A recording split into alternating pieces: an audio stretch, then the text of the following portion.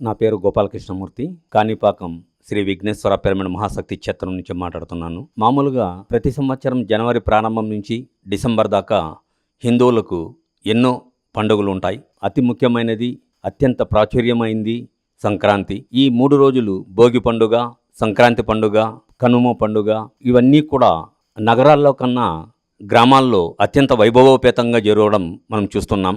కాలక్రమేణా అవి కనుమరుగైపోతున్నాయి. డిసెంబర్లో 21వ తారీఖు నుంచి 31వ తారీఖు వరకు కడతాల్లో అత్యంత వైభవోపేతంగా ప్రతి సంవత్సరం ధ్యాన మహాయజ్ఞం జరుగుతూ ఉండడం మనమందరం చూస్తున్నాం. లక్షలాది మందికి అక్కడికి వస్తున్నారు.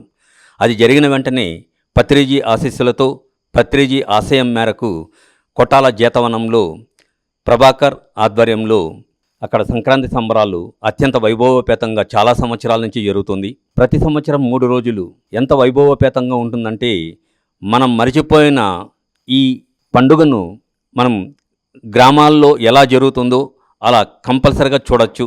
అత్యంత వైభవోపేతంగా జరుగుతుంది. ఆంధ్ర, తెలంగాణ, తమిళనాడు, కర్ణాటక, ఇతర రాష్ట్రాల నుంచి వేలాది మందిగా అక్కడికి ప్రతి సంవత్సరం వస్తున్నారు. అక్కడ ధ్యాన ప్రచారం, స్వాధ్యాయం, సజ్జన సాంగత్యం, సీనియర్ మాస్టర్ల ఆత్మజ్ఞాన బోధన ఇవన్నీ కూడా అత్యద్భుతంగా జరుగుతుంది. వీటితో పాటు సాంస్కృతిక కార్యక్రమాలు కూడా ఉంటాయి.